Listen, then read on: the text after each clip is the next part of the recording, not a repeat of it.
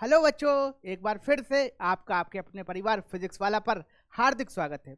बच्चों, इस सेशन में हम पढ़ने वाले हैं पद परिचय को। परीक्षा की दृष्टि से इस टॉपिक से हमको मिलते हैं 4 नंबर, यानी कि ये जो टॉपिक है ये एग्जाम में 4 मार्क्स के लिए आता है। तो आइए और हम समझते हैं कि पद परिचय के अंतर्गत हम क्या क्या पढ़ने वाले हैं। तो सबसे पहले हम पद परिचय की परिभाषा एवं उसका इंट्रो जानेंगे कि भाई पद परिचय वास्तव में होता क्या है। फिर हम जानेंगे कि आविकारी और विकारी शब्द, और सबसे अंत में हम समझेंगे कि पद परिचय के महत्वपूर्ण प्रश्न कौन कौन से हैं, यानी परीक्षा में ये किस प्रकार से पूछा जाता है। तो सबसे पहले बेटा बात करते हैं कि पद की परिभाषा क्या होती है, पद का स्वरूप क्या होता है। तो देखिए, जैसा बताया गया है, शब्द जब व्याकरणिक नियमों के अनुसार वाक्य में प्रयोग होते हैं तब वे पद कहलाते हैं। यहाँ एक चीज याद रखना बेटा कि पद में और शब्द में अंतर होता है। वो क्या अंतर होता है, ये इस चीज को हम आगे समझेंगे। पहले हम ये अवधारणा समझ लेते हैं कि जब भी शब्द का प्रयोग व्याकरणिक दृष्टि से वाक्य में किया जाता है तो वो कहलाता है पद। और आगे क्या है कि देखिए, पदों का व्याकरणिक परिचय देना ही पद परिचय कहलाता है। यानी कि जब हम पदों का व्याकरणिक परिचय देते हैं, किसी शब्द का हम जब व्याकरण की दृष्टि से परिचय देते हैं तो उसको हम कहते हैं पद परिचय। जैसे एक शब्द है, इसको हम उदाहरण से भी समझेंगे। तो आइए एक बार देख लेते हैं उदाहरण में क्या है। तो देखिए, उदाहरण है, तालाब में कमल खिल रहे हैं। तालाब में कमल खिल रहे हैं। अब देखिए, यहाँ तालाब भी एक शब्द है, कमल भी एक शब्द है और खिल रहे हैं, परंतु ये व्याकरणिक नियमों के कारण बंधे हुए हैं। कौन से व्याकरणिक नियम? वाक्य। वाक्य किसकी इकाई है? व्याकरण की इकाई है ना। तो वो वाक्य के कारण बंधे हुए हैं। अब इनका हमें पद परिचय प्राप्त करना है। तो देखिए कैसे निकालते हैं पद परिचय। तालाब में, तो तालाब में भाई कौन कौन सी चीजें आती हैं? तालाब वास्तव में है क्या? तो तालाब है जातिवाचक संज्ञा। तो देखिए पद में क्या क्या है इसके, जातिवाचक संज्ञा है, पुल्लिंग है, एक वचन है, साथ ही साथ अधिकरण कारक है। कौन सा कारक है? अधिकरण कारक। अब देखिए आगे देखते हैं, कमल। कमल में क्या है? व्यक्तिवाचक संज्ञा है, पुल्लिंग है, एक वचन भी है, कर्ता कारक है। कर्ता कारक किस चीज का है? खिल रहे हैं का कर्ता कारक है भैया, ये क्रिया कारक है। अब देखिए, खिल रहे हैं, खिल रहे हैं मतलब क्रिया है बेटा। और कौन सी क्रिया है? सकर्मक क्रिया है। कौन सा वचन है? तो बहुवचन है। और कौन सा लिंग है इसमें? तो पुल्लिंग है। और कौन सा वाच्य है? तो कृतवाच्य है। तो देखो बच्चा, एक उदाहरण के माध्यम से हमने ये समझा कि पद परिचय किस तरीके का होता है और पद परिचय क्या है। आइए एक और उदाहरण देखते हैं और समझते हैं कि पद परिचय वास्तव में क्या है। तो देखिए, अगला उदाहरण इस प्रकार से है,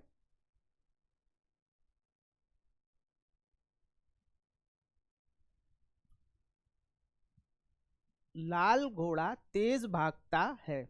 अब देखिए, लाल क्या है? लाल वास्तव में गुणवाचक विशेषण है, जो किसी शब्द की विशेषता बताए उसे विशेषण कहते हैं। और इस समय ये क्या बता रहा है? लाल शब्द घोड़े के गुण को बता रहा है, तो ये हो गया गुणवाचक विशेषण। आगे देखो, पुल्लिंग है, वचन कौन सा है? पुल्लिंग है, एक वचन है, और विशेष्य क्या है इसमें? घोड़ा, यानी घोड़े का रंग बताया जा रहा है। आगे देखो, घोड़ा, तो घोड़ा जो है वो जातिवाचक संज्ञा है, पुल्लिंग है, एक वचन है, और भागता क्रिया का कर्ता भी है। यानी कि कौन भाग रहा है? तो घोड़ा भाग रहा है। फिर देखो तेज, तो तेज बेटा रीतिवाचक क्रिया विशेषण है, जो भागता है क्रिया की विशेषता को प्रकट कर रहा है। और सबसे अंत में आती है हमारी क्रिया। तो क्रिया कौन सी? हमारी भागता। और क्रिया का स्वरूप किस प्रकार से है? अकर्मक क्रिया है। कैसी क्रिया है? अकर्मक। और कौन सा वाच्य है भैया? तो कृतवाच्य है, वर्तमान काल है, पुल्लिंग है, एक वचन है और अन्य पुरुष है। तो देखो बेटा, यहाँ एक चीज समझ लो, वास्तव में पद परिचय में हम किसी पद के व्याकरणिक स्वरूप की व्याख्या करते हैं। ये जानने का प्रयास करते हैं कि किसी पद का व्याकरणिक स्वरूप क्या है। और अगर पद परिचय को हमें जानना है, समझना है, तो हमारी व्याकरण पे बहुत अच्छी कमांड होनी चाहिए। व्याकरण अगर पूरी व्याकरण पे आपकी कमांड नहीं है तो कुछ कुछ चीज़ें तो आपको आना ही चाहिए। अब आप सोच रहे होंगे कि वो कौन कौन सी चीज़ें हैं जो पद परिचय के लिए अनिवार्य है। तो आइए समझते हैं वो कौन कौन सी चीज़ें हैं जो पद परिचय के लिए अनिवार्य है। साथ ही साथ इन सभी व्याकरण के इन सभी बिंदुओं को हम बड़ी सरलता से एक बार इन पर चर्चा करेंगे और इनका एक रिवीजन भी कर लेंगे छोटा सा, ताकि आपको पद परिचय समझने में और पद परिचय के प्रश्नों को हल करने में कभी दिक्कत ना जाए। तो देखिए बेटा, वो जो प्रमुख बिंदु हैं वो इस प्रकार से हैं व्याकरण के, कि आपको पद परिचय के अंतर्गत संज्ञा, सर्वनाम, विशेषण, क्रिया, जिनको हम बेटा विकारी शब्द भी कहते हैं, ये सारी चीज़ें आनी चाहिए। और इनके साथ साथ क्या आना चाहिए, संज्ञा के भेद आने चाहिए, लिंग वचन कारक और क्रिया का संबंध भी आना चाहिए। आगे देखिए जब बढ़ते हैं तो जैसे हमें विकारी शब्द आने चाहिए उसी तरीके से हमें आने चाहिए अविकारी शब्द। तो अविकारी शब्द हमारे कौन कौन से होते हैं, तो अविकारी शब्द जो होते हैं वो होते हैं क्या, क्रिया विशेषण, समुच्चय बोधक, संबंध बोधक, विस्मय आदि बोधक। तो इन सब के बेटा भेद आना चाहिए, कैसे इन शब्दों का प्रयोग किया जाता है, ये सारी चीज़ें आनी चाहिए। वैसे तो विगत कक्षाओं में हमने इन चीज़ों को पढ़ा है, पिछली की जो कक्षाएं हैं आपने इन सब चीज़ों को पढ़ा है, समझा, और व्याकरण पर आपकी बहुत अच्छी कमांड है। पर फिर भी पद परिचय के अंतर्गत हम इन सारी चीज़ों को एक बार फिर से रिवाइज कर लेते हैं, समझ लेते हैं। तो आइए बच्चों, सबसे पहले हम बात करते हैं संज्ञा की। तो देखिए बेटा, किसी व्यक्ति, वस्तु, स्थान आदि के नाम को संज्ञा कहते हैं, ये तो आप जानते ही हैं। और संज्ञा के होते हैं 3 प्रकार। देखो, व्यक्तिवाचक संज्ञा, जातिवाचक संज्ञा, भाववाचक संज्ञा। व्यक्तिवाचक संज्ञा का अर्थ होता है किसी व्यक्ति का नाम, ठीक है। और जातिवाचक किसी समूह को व्यक्त करता है, तो वो कहलाता है क्या, जातिवाचक संज्ञा। जैसे मैंने कह दिया सेना, ठीक है, तो मनुष्यों के विशेष समूह को ये व्यक्त कर रहा है, इस प्रकार से इसका विशेषार्थ ये निकलता है। भाव किसी भी विषय वस्तु का भाव या किसी वस्तु का गुण बताती है, जैसे अच्छा बुरा खट्टा मीठा, ये सारी चीज़ें कहलाती हैं भाववाचक संज्ञा। तो चलिए बच्चों बढ़ते हैं आगे। इस प्रकार से संज्ञा को समझने के बाद हम बढ़ते हैं आगे और जानते हैं कि लिंग क्या कहलाते हैं या लिंग का अर्थ क्या होता है। देखो बच्चों, पद परिचय के अंतर्गत ना छोटी छोटी चीज़ें बहुत ही महत्वपूर्ण हो जाती हैं, क्योंकि देखने में तो एक क्वेश्चन जो आता है वो 1 नंबर का आता है और ऐसे आपको 4 क्वेश्चन सॉल्व करने हो फिर आपको 4 नंबर मिलते हैं। पर अगर आप इसके कॉन्सेप्ट को बहुत अच्छे तरीके से समझ लेंगे तो ये आपको आगे भी हेल्प करेगा। तो इसी क्रम में हमें हर चीज़ को, हर विषय को अच्छे तरीके से समझना है। अब देखिए हम बात करते हैं लिंग की। तो वे संज्ञा शब्द जिनमें से किसी शब्द की जाति अर्थात स्त्री या पुरुष होने का बोध होता है। अब भाई इस बात को समझ लो कि किसी भी शब्द की जाति का पता चलता है कि भाई वो क्या है, स्त्री है कि पुरुष है, उसे लिंग कहते हैं। और इसके 2 प्रकार होते हैं, स्त्रीलिंग, ठीक है, और पुल्लिंग। तो इस चीज़ को बेटा हमने समझ लिया है। आइए बढ़ते हैं आगे। देखिए अगला जो है वो है वचन। वचन क्या होता है भैया, तो वचन वे संज्ञा शब्द जिनसे किसी व्यक्ति, वस्तु, स्थान आदि के एक या अनेक होने का बोध होता हो, यानी कि कोई चीज़ है वो एक है या अनेक है, इस चीज़ का बोध होता हो, उसको हम कहते हैं वचन। और वचन के होते हैं बेटा 2 प्रकार। कौन कौन से, एक होता है एक वचन और एक होता है बहुवचन। जैसे हमने कहा आम, तो इससे हमें क्या पता चलता है कि एक ही है, जो आम है वो एक ही वचन में है। और जब हम कहें सड़कें, सड़कें, तो इससे पता चल रहा है कि बहुत सारी सड़कों की बात कही जा रही है।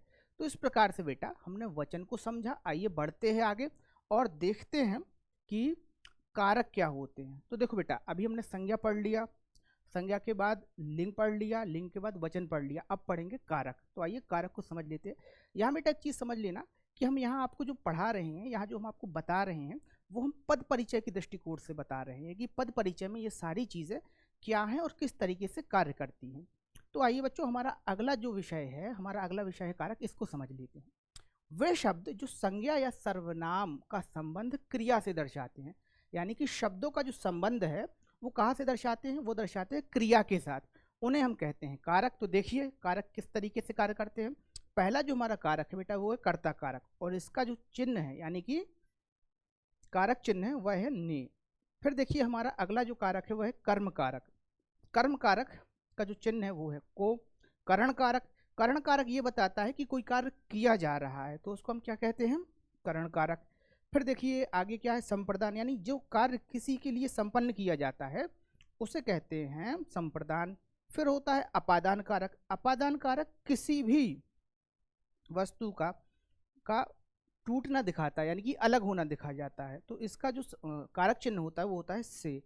अगला जो कारक है वो है संबंध कारक। वाक्य में कर्ता का संबंध दर्शाता है ये कारक, तो इसका जो विभक्ति चिन्ह है वो है का, के, की, ना, ने, नी, रा, रे, री आदि आदि।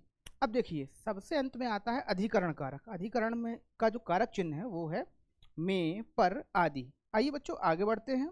तो देखिए कारक के बाद हम पढ़ते हैं सर्वनाम। तो संज्ञा के स्थान पर प्रयोग किए जाने वाले शब्दों को सर्वनाम कहते हैं। इनके बेटा होते हैं 6 प्रकार। आइए अब समझते हैं कौन कौन से 6 प्रकार होते हैं। तो पहला जो प्रकार है वो है पुरुषवाचक सर्वनाम। ये शब्द वक्ता या श्रोता एवं अन्य किसी व्यक्ति का बोध कराते हैं। तो देखो, पुरुषवाचक सर्वनाम के अंतर्गत 3 चीजों का बोध कराया जाता है, वक्ता, श्रोता और अन्य व्यक्ति। इसी प्रकार से पुरुषवाचक सर्वनाम के 3 भेद भी होते हैं। तो आइए समझते हैं कौन कौन से भेद होते हैं। पहला भेद जो होता है वो होता है उत्तम पुरुष। इसमें आता है वक्ता जो बोलता हो, जैसे मैं, हम, ये। फिर आता है मध्यम पुरुष। मध्यम पुरुष यानी कि जो श्रोता हो, जो सुनता हो, जैसे तुम। इस वक्त मैं बोल रहा हूं तो मैं हो गया उत्तम पुरुष, और आप सुन रहे हैं तो आप हो जाएंगे मध्यम पुरुष। और तीसरा और अंतिम जो कारक आता है या सर्वनाम आता है वो है अन्य पुरुष। तो देखिए, ये श्रोता हो गया, ये वक्ता हो गया, और ये हो जाता है अन्य पुरुष, यानी जिसके विषय में बात की जा रही हो, मैं, तुम और वो। तो जो वो है ना, वही होता है आपका, क्या होता है बच्चों बताइए, अभी तो आप सीखे थे, अन्य पुरुष। तो देखिए, इस प्रकार से हमने सीख लिया पुरुषवाचक सर्वनाम। आइए आगे बढ़ते हैं और देखते हैं निश्चयवाचक सर्वनाम क्या कहलाता है। तो देखिए, निश्चयवाचक सर्वनाम के अंतर्गत किसी शब्द, व्यक्ति, वस्तु, स्थान आदि के पास या दूर होने का बोध कराया जाता है। कैसे कराया जाता है ये देख लो, जैसे यह, वह, यो, वो आदि। इस सर्वनाम से ये पता चलता है कि किसी व्यक्ति या वस्तु की स्थिति क्या है, जैसे यहाँ, वहाँ, यह, वह, इस तरीके से हमको बताया जाता है। चलिए बच्चों, बढ़ते हैं आगे और आगे के सर्वनाम से परिचित होते हैं। तो देखिए, अनिश्चितवाचक सर्वनाम। अनिश्चितवाचक सर्वनाम क्या होता है? तो ये शब्द किसी व्यक्ति, वस्तु, स्थान आदि के संबंध में अनिश्चित या अनिश्चयता का बोध कराते हैं, जैसे कोई, कुछ। अब इस चीज को समझ लीजिए, मैंने लिखा जैसे कोई आया। अब देखिए, इस वाक्य से हमें ये तो पता चल रहा है कि कोई आ गया है, लेकिन ये पता नहीं चल रहा है कि वो स्त्री है कि पुरुष है, कि भाई कौन है, वृद्ध है कि बालक है। तो ये तो तय है कि कोई आया है, कोई आगंतुक है, पर ये पता नहीं चल रहा है कि वह कौन है। तो इस प्रकार से अनिश्चितता है, और इसी अनिश्चितता को व्यक्त करने के लिए जिस सर्वनाम का प्रयोग किया जाता है उसे कहते हैं अनिश्चयवाचक सर्वनाम। आइए बच्चों, बढ़ते हैं आगे और समझते हैं संबंधवाचक सर्वनाम। तो देखिए भैया, संबंधवाचक सर्वनाम बिल्कुल जैसा नाम है वैसा ही काम है कि शब्दों का अन्य शब्दों से संबंध बतलाता है, जैसे जो, उसे, जैसा, वैसा, इत्यादि इत्यादि।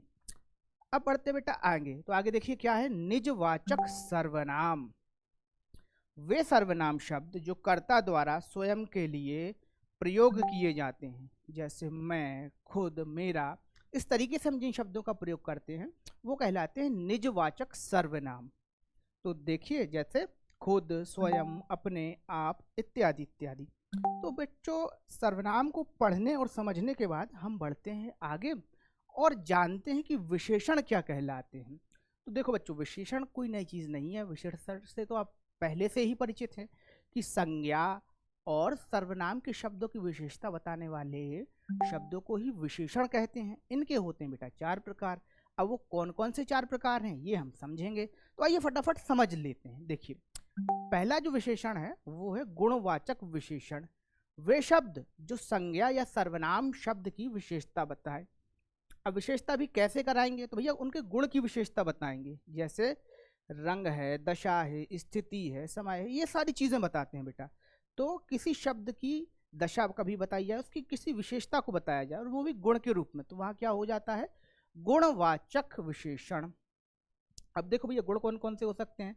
तो रंग भी हो सकता है, दशा भी हो सकता है, स्थिति भी हो सकती है, स्वाद भी हो सकता है, स्वभाव भी हो सकता है। तो गुण जब भी बताया जाए वहां होगा गुणवाचक। ठीक है, अब देखिए आगे बढ़ते हैं बेटा, आगे समझते हैं। तो देखिए आगे है परिमाणवाचक विशेषण। जिन विशेषण शब्दों का संबंध नाप, तौल या किसी वस्तु की माप से हो या माप से संबंधित हो। तो देखो बेटा, इस चीज को आप इस तरीके से भी समझ सकते हैं कि किसी भी वस्तु की जो माप से संबंधित हो, जो भी क्वांटिटी से संबंधित हो, वो सारी चीजें आपकी जो है परिमाणवाचक विशेषण में चली जाती हैं। ये होता है बेटा 2 प्रकार का। परिमाण भी तो 2 प्रकार का होता है। तो ये 2 प्रकार का होता है। कौन कौन सा भैया? एक होता है निश्चितवाचक और एक होता है अनिश्चितवाचक। सबसे पहले हम बात कर लेते हैं कि निश्चितवाचक क्या होता है। तो देखिए, जब किसी वस्तु की माप तौल की इकाई निश्चित हो, जैसे मैं हमसे बोला जाए कि भैया 2 किलो आलू, 5 किलो टमाटर, 10 किलो मिर्ची, तो हमें पता है कि हमसे जो कहा जा रहा है उसकी क्वांटिटी फिक्स है, उसकी मात्रा निश्चित है, इसलिए वहां हम क्या इस्तेमाल करते हैं, निश्चित परिणामवाचक। और फिर अब बात करते हैं दूसरे विशेषण की। तो हमारा जो दूसरा विशेषण है इसी क्रम में वो है अनिश्चित परिमाणवाचक। अब ये परिमाणवाचक होता क्या है इसको समझ लेते हैं। देखिए, निश्चित मतलब हमें फिक्स माप मिलता है, और अनिश्चित मतलब हमें कोई माप जो होता है, जो क्वांटिटी होती है वो निश्चित नहीं मिलती। तो अब इस बात को समझ लेते हैं। जैसे हमसे कहा जाए ढेर सारा गेहूं, मुट्ठी भर नमक, तो ये जो उदाहरण हैं ये सारे के सारे अनिश्चित परिमाणवाचक से हैं। अब यहाँ की समझ लो, ढेर सारा गेहूं मतलब कितना गेहूं, और मुट्ठी भर नमक मतलब हर आदमी की मुट्ठी अलग अलग होती है, तो उसका जो नमक होगा वो भी अलग अलग हो जाएगा, साइज अलग अलग है। तो इस तरीके से ये सारी बातें हमें दर्शाती हैं कि अनिश्चित परिणामवाचक क्या है।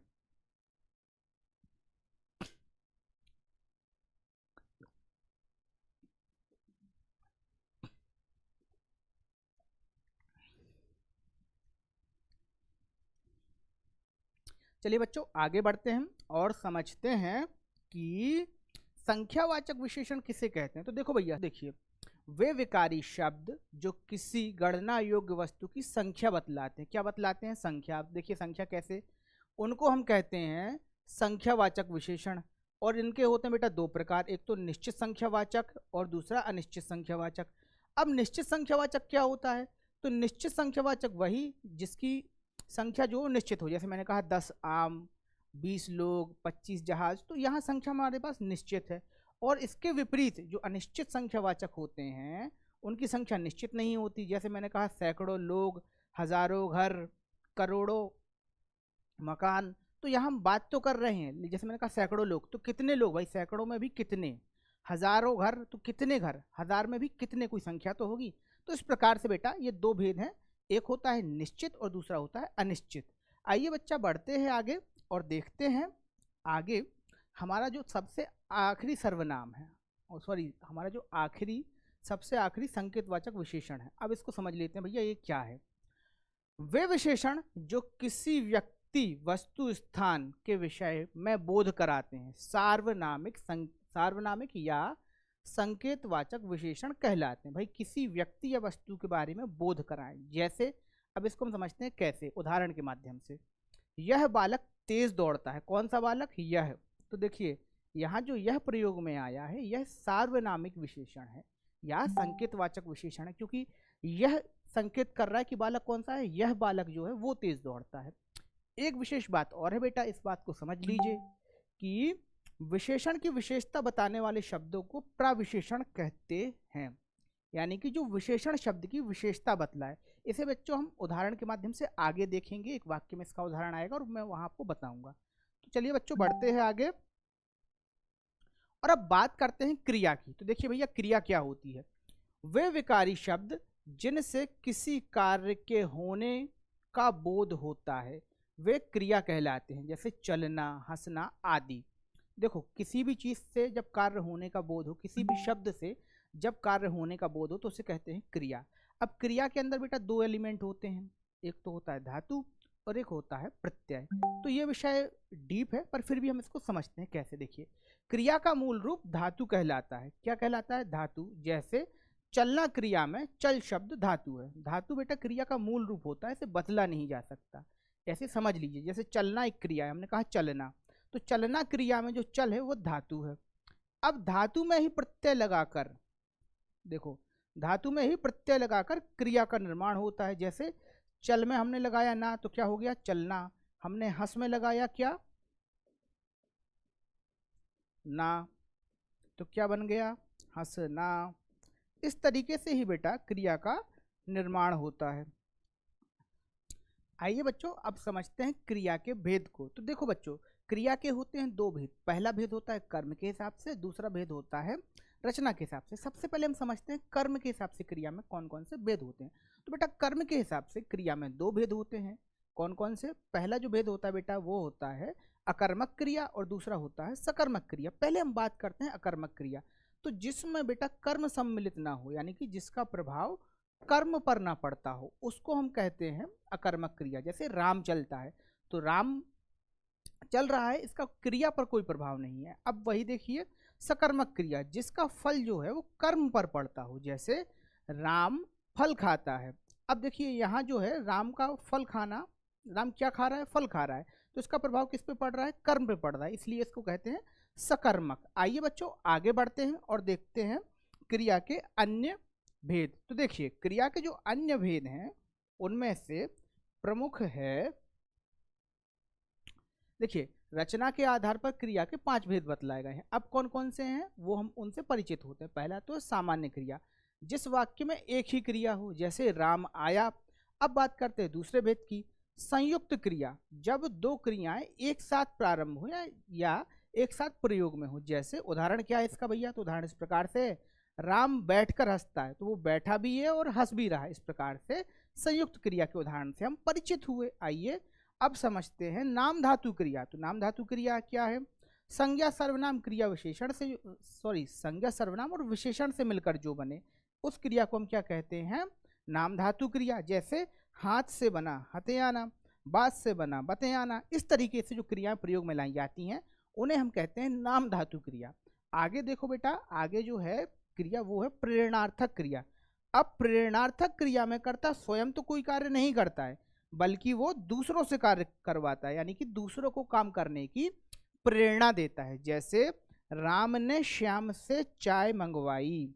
अब यहाँ राम ने खुद चाय नहीं मंगवाई, यहाँ राम खुद चाय लेने नहीं गया, उसने श्याम को प्रेरणा दी कि आप चाय लेकर आइए, तो यहाँ प्रेरणार्थक क्रिया हो जाती है। अब देखिए बेटा अंत में क्या है, पूर्वकालिक क्रिया। अब पूर्वकालिक क्रिया से आशय है जहाँ एक क्रिया समाप्त होकर दूसरी क्रिया प्रारंभ हो। जैसे राम नहाकर सोने गया, वह खाकर गाने गई। तो इस प्रकार से जहाँ एक क्रिया संपन्न हो रही है और दूसरी क्रिया प्रारंभ हो रही है, तो वहाँ होता है क्या, अभी तो बताया आपको, पूर्वकालिक क्रिया। आइए बच्चों बढ़ते हैं आगे। अब हम बात करते हैं काल की। तो देखो बेटा क्रिया के होने का समय काल कहलाता है और इसके होते हैं मूलतः 3 भेद, भूतकाल, वर्तमान काल और भविष्य काल। अब देखो बच्चों यहाँ एक चीज का और ध्यान रखना कि यहाँ जो काल बताया गया है वो काल बताया गया है केवल परिचय की दृष्टि से। यहाँ हम काल को विस्तृत रूप में नहीं पढ़ेंगे, काल को हम विस्तृत रूप में पढ़ेंगे आगे व्याकरण की कक्षाओं में। यहाँ काल बताने का अर्थ केवल पद परिचय तक ही था। तो आगे बढ़ जाते बेटा और समझते हैं क्रिया विशेषण। देखो हमने अभी तक जितनी भी चीज़ें पढ़ी, जितने भी व्याकरण के तत्व पढ़े, वो सारी की सारी चीज़ें, वो सारे के सारे बिंदु जो थे वो विकारी थे। अब हम पढ़ने वाले हैं आविकारी शब्द या आविकारी तत्व। तो देख लेते हैं आविकारी तत्व कैसे होते हैं, उन्हें क्या कहा जाता है। तो देखो बेटा जो लिंग वचन कारक के साथ कभी भी ना बदलें, जिनका परिवर्तन लिंग वचन कारक के साथ ना हो, वो कहलाते हैं आविकारी शब्द। इसी क्रम में जिसको हम पढ़ने वाले हैं वो है क्रिया विशेषण। तो आइए सबसे पहले समझ लेते हैं क्रिया विशेषण होता क्या है। क्रिया की विशेषता बतलाने वाले शब्दों को क्रिया विशेषण कहते हैं, यानी कि जो क्रिया की विशेषता बतलाएं। अब इनके प्रकार से परिचित होते हैं। तो भैया पहला इनका जो प्रकार है वो है कालवाचक, जिस क्रिया के करने या होने के समय का ज्ञान हो, यानी कि करने या होने का समय का ज्ञान हो। जैसे कोई क्रिया की जा रही है, उसके समय, जब वो क्रिया हो रही है तो समय क्या है, स्थिति क्या है, उस चीज का ज्ञान हो, उसे हम कहते हैं कालवाचक विशेषण। जैसे प्रतिदिन, कभी कभी, रात को, आजकल, हर दिन, इन सारे शब्दों के माध्यम से हमें समय का बोध होता है। तो जब हमें क्रिया की विशेषता में समय का बोध हो, यानी कि हमारी जो विशेषता है वो समय से जुड़ी हो, तब हम वहाँ समझ जाते हैं, वहाँ जो होता है निश्चित ही कालवाचक विशेषण होता है। अब कालवाचक विशेषण के बाद बेटा हम बढ़ते हैं स्थानवाचक विशेषण पर। तो जिस शब्द में क्रिया के होने या करने के स्थान का ज्ञान हो, यानी कि क्रिया जो है वो किस स्थान पर घटित हो रही है, वहाँ जो होता है बेटा स्थानवाचक क्रिया विशेषण होता है। जैसे यहाँ, वहाँ, इधर, उधर, ऊपर, नीचे। अब हम समझते हैं परिमाणवाचक विशेषण। तो देखिए जिन शब्दों से क्रिया के परिमाण या मात्रा से संबंधित विशेषण का बोध होता है उसे परिमाणवाचक क्रिया विशेषण कहते हैं। जैसे थोड़ा, बहुत, कम, ज्यादा आदि। तो बेटा ये था परिमाणवाचक विशेषण। अब हम बढ़ते हैं रीतिवाचक विशेषण से वह विशेषण जिसके माध्यम से क्रिया के होने का तरीका या ढंग और किस तरीके से क्रिया को संपन्न किया गया है ये बात पता चलती है, वहाँ होता है रीतिवाचक विशेषण। तो आइए बच्चों, विशेषण को समझ लेने के बाद अब हम पढ़ते हैं समुच्चय बोधक अवयव। तो वे अव्यय जो दो या दो से अधिक वाक्यों को जोड़ने का काम करते हैं उसे समुच्चय बोधक अवयव कहते हैं। देखो बेटा, जब हमने वाक्य पढ़े थे ना, सरल वाक्य, संयुक्त वाक्य, मिश्र वाक्य, तब भी मैंने आपको अव्यय बताया था कि दो वाक्यों को जोड़ने वाले जो शब्द होते हैं वो अव्यय की तरह होते हैं या अव्यय ही होते हैं। तो देखिए कौन कौन से अव्यय होते हैं, जैसे तथा, किंतु, परंतु, एवं, मगर, लेकिन, इस कारण, अतः, क्योंकि, अथवा, चाहे आदि। तो ये जो शब्द है ना बेटा वो समुच्चय बोधक अव्यय कहलाते हैं।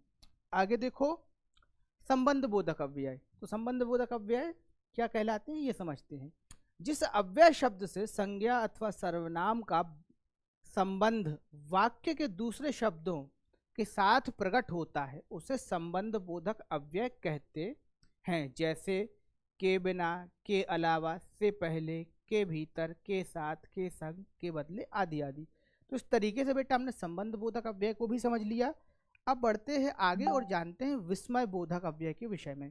तो बेटा ऐसे आविकारी शब्द जिनके कारण या जिनके द्वारा हम हर्ष, शोक, घृणा आदि का बोध कर पाते हैं, यानी कि हमें पता चलता है इन शब्दों के माध्यम से कि भावनाएं किस प्रकार की हैं, हर्ष है, शोक है, घृणा है, किस प्रकार का भाव है, उन्हीं सारी शब्दों को हम क्या कहते हैं, विस्मय आदि बोधक।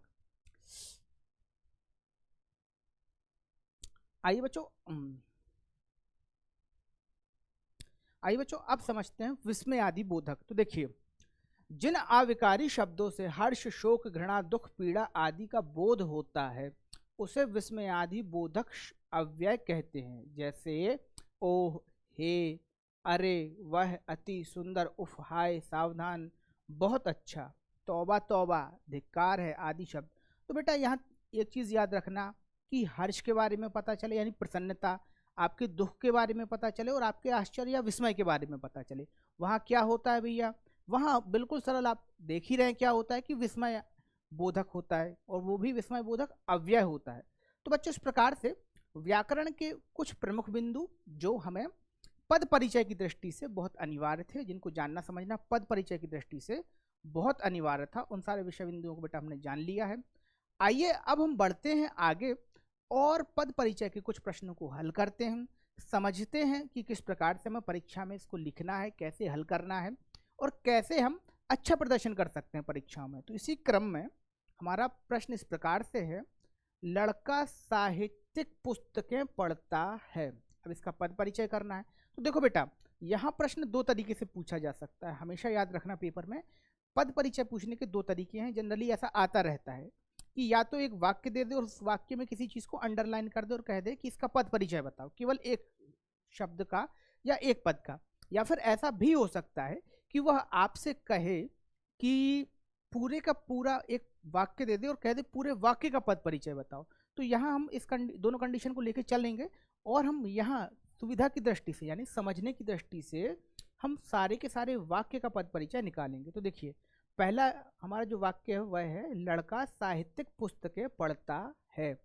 अब भैया इसका पद परिचय निकालना है। तो लड़का, लड़का क्या है भैया, संज्ञा है। कौन सी संज्ञा है, जातिवाचक संज्ञा है। लिंग कौन सा है भैया, पुल्लिंग है। कौन सा वचन है, तो एक वचन है। एक वचन होने के साथ साथ कर्ता भी है, और किसका कर्ता है, अन्य पुरुष का कर्ता है। पढ़ता है क्रिया का कर्ता भी है और वाक्य का उद्देश्य भी है। तो इस प्रकार से हमने लड़का जो हमारा पद है या जो शब्द है उसका पद परिचय हमने प्राप्त किया। अब बढ़ते हैं आगे बेटा। दूसरा हमारा पद था साहित्यिक। तो साहित्यिक देखिए क्या है, साहित्यिक विशेषण है। किसका विशेषण है, पुस्तकों की विशेषता बता रहा था कि पुस्तकें कैसी है, साहित्यिक है। और गुणवाचक विशेषण है। ठीक है, अब देखिए आगे, और यह विधेय का विस्तार भी कर रहा है यही वाक्य। अब देखिए पुस्तकें क्या है आगे, तो पुस्तकें जातिवाचक संज्ञा है, स्त्रीलिंग है, बहुवचन है, कर्म कारक है और विधेय का विस्तार भी है। फिर देखिए आगे क्या है, पढ़ता। तो पढ़ता क्या है भैया, क्रिया है। पढ़ना क्रिया ही होता है, पढ़ से ही तो बनता है पढ़ता या पढ़ना। तो क्रिया है, और कौन सा काल है भैया, सामान्य वर्तमान काल है, पुल्लिंग है, एक वचन है, सकर्मक है, वाक्य का विधेय भी है, और सहायक है जो है वो क्या है, सहायक क्रिया है बेटा, और वर्तमान काल इसका बोध कराती है ये क्रिया। तो देखो इस प्रकार से इसका हमने पद परिचय जाना। आइए बढ़ते हैं आगे और अगला उदाहरण देखते हैं, अगला प्रश्न देखते हैं कि किस प्रकार से अगले प्रश्न को हम हल करेंगे। देखिए, मीरा यहाँ 5वीं कक्षा में पढ़ती है। मीरा क्या हो गया भैया, सबको पता है संज्ञा है, किसी का भी नाम हो बेटा वो हमेशा व्यक्तिवाचक संज्ञा होता है। अब मीरा पढ़ती है तो मतलब लिंग कौन सा हो गया, स्त्रीलिंग हो गया, वचन कौन सा है, एक वचन है, और कर्ता है, पढ़ने की क्रिया का जो कर्ता है वो कौन है, वो मीरा है। तो देखिए अब हम बढ़ते हैं, इस प्रकार से हमने मीरा के पद परिचय को प्राप्त कर लिया। अब आगे बढ़ते हैं, यहाँ देखते हैं, यहाँ अगला जो हमारा पद था वो यहाँ, यहाँ क्रिया का विशेषण है, स्थानवाचक है, पढ़ती थी क्रिया का स्थान निर्देशन भी दे रहा है कि कहाँ पढ़ती थी, यहाँ पढ़ती थी भाई। अब देखिए अगला शब्द क्या है, पांचवी, पांचवी क्या है, विशेषण है और क्रम सूचक है, मतलब संख्यावाचक विशेषण है और क्रम की सूचना दे रहा है कि भैया पांचवी पढ़ रही है, जो चौथी के बाद आता है, तो इस प्रकार से ये क्रम सूचक हो गया। फिर देखिए स्त्रीलिंग, कौन सा लिंग हो गया, स्त्रीलिंग है, वचन कौन सा है, एक वचन है, और विशेष्य कौन सा है भैया, कक्षा है, इसकी जो विशेष्य है वो किसकी विशेषता बता रहा है, कक्षा की विशेषता बता रहा है कि भैया 5वीं कक्षा में पढ़ती है, इस प्रकार से वो कक्षा की विशेषता भी बता रही है, तो विशेष्य हो गया। अब देखिए कक्षा में, तो कक्षा बेटा जातिवाचक संज्ञा के अंतर्गत आता है, क्योंकि कक्षा जो है वो एक जाति को प्रदर्शित कर रही है, ठीक है। अब देखिए लिंग कौन सा है बेटा, स्त्रीलिंग है, एक वचन है, अधिकरण कारक है, पढ़ती है में क्या है, तो देखिए पढ़ती ही का जब हम पद परिचय निकालते हैं तो पता चलता है कि वैसे तो एक क्रिया है, और कौन सी क्रिया है, अकर्मक क्रिया है, पठ धातु है इसके अंदर जो है वो अन्य पुरुष है, फिर स्त्रीलिंग है, एक वचन है, और भूतकाल है, और कृतवाच्य का कर्ता भी मीरा ही है। तो समझ रहे, कृतवाच्य और इसका कर्ता क्या है, मीरा है। तो बेटा इस प्रकार से इस प्रश्न का भी हमने पद परिचय प्राप्त किया। आगे बढ़ते हैं और अगला उदाहरण देखते हैं। तो देखिए अगला उदाहरण किस प्रकार से है, रमेश बागीचे से नींबू लाता है। अब रमेश क्या हो गया बेटा, बिल्कुल सिंपल संज्ञा है, व्यक्तिवाचक संज्ञा है।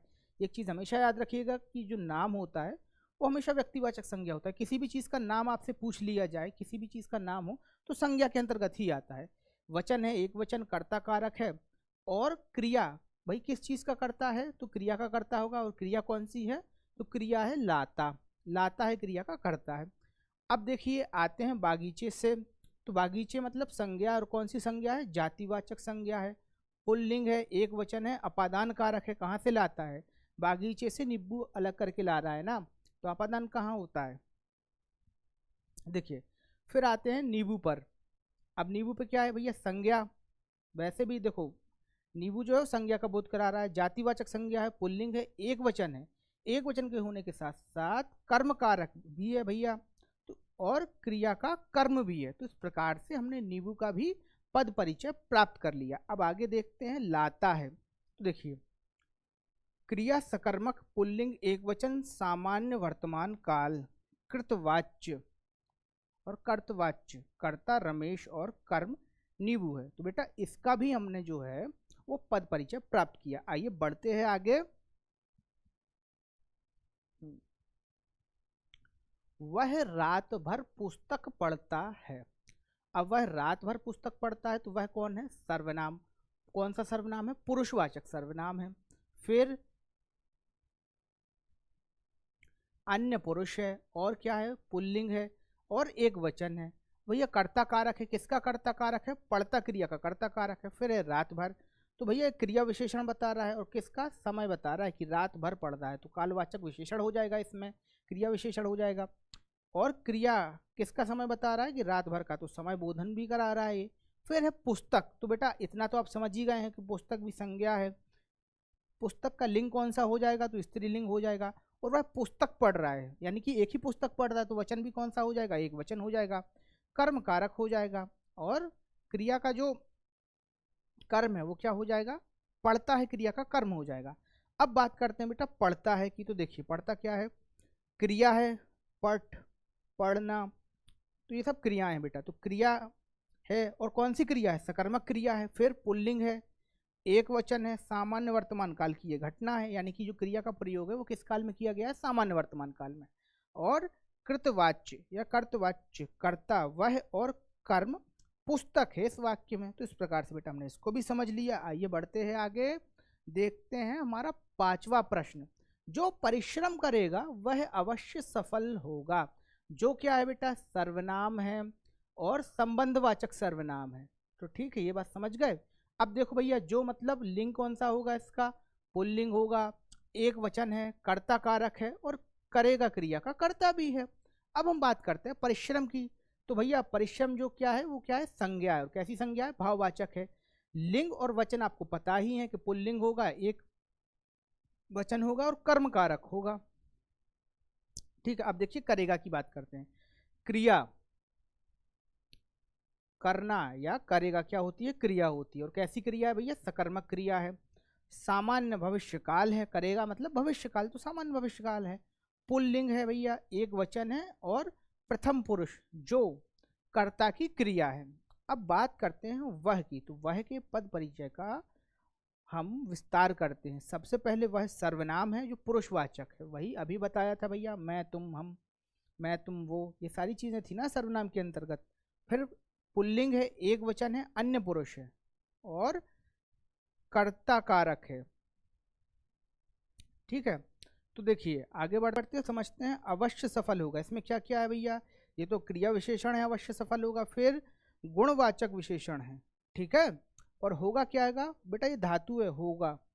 ठीक है, जो तो बेटा इस प्रकार से हमने इसको समझा। आइए बढ़ते हैं अगले उदाहरण की ओर। अगला उदाहरण हमारा इस प्रकार, बेटा अगला प्रश्न समझ लेते हैं। कृष्ण और सुदामा वृंदावन से शीघ्र जाएंगे। तो देखिए कृष्ण क्या हो गया बेटा, संज्ञा है हो गई। और कौन सी संज्ञा हो गई, व्यक्तिवाचक संज्ञा है। फिर लिंग कौन सा है, पुल्लिंग है, एक वचन है, अन्य पुरुष है, जाएंगे क्रिया का कर्ता भी है। कौन है भैया कर्ता, कृष्ण करता है इस क्रिया के। अब देखिए और क्या हो गया, ये संयोजक हो गया, यानी कि अव्यय हो गया, जो कृष्ण और सुदामा दोनों को जोड़ रहे हैं। फिर सुदामा क्या है, तो जैसे कृष्ण संज्ञा थी वैसे भी सुदामा संज्ञा हो गई। लिंग कौन सा है भैया, पुल्लिंग है, एक वचन है, अन्य पुरुष है, जाएंगे क्रिया के कर्ता ये भी हैं। अब देखो बेटा वृंदावन, तो वृंदावन भी संज्ञा है। वचन कौन सा है यहाँ, तो एक वचन है। और लिंग कौन सा हो जाएगा, यहाँ पुल्लिंग होगा, अन्य पुरुष की बात की जा रही है और अपादान कारक है यहाँ। फिर देखो से, अपादान मतलब अलग होने, अलग होने से। ठीक है, फिर देखो शीघ्र, कालवाचक क्रिया विशेषण, क्या बता रहा है, शीघ्र यानी जल्दी जल्दी वो। और ये शीघ्र होना कहाँ घटित होता है, काल के अंतर्गत। तो यहाँ क्या आ जाएगा, कालवाचक क्रिया विशेषण। अब देखो बच्चा आगे देखते हैं, जाएंगे। जाएंगे क्या है, अकर्मक क्रिया है और अकर्मक क्रिया है, साथ ही साथ पुल्लिंग है, एक वचन है, अन्य पुरुष है, सामान्य भविष्य काल है। तो बेटा इस प्रकार से हमने सीख लिया यहाँ पद परिचय, हम पदों को समझना सीख गए हैं और पदों से जो भी प्रश्न आएंगे वो अब आप पर बन भी जाएंगे। तो इस प्रकार से बेटा हमने पद परिचय को संपूर्ण रूप से समझ लिया है। अब हम बढ़ते हैं आगे और मिलेंगे आपसे अगले सेशन में कुछ खास और कुछ नया लेकर। तब तक के लिए धन्यवाद, बने रहिए PW के साथ और कुछ नया सीखते रहिए।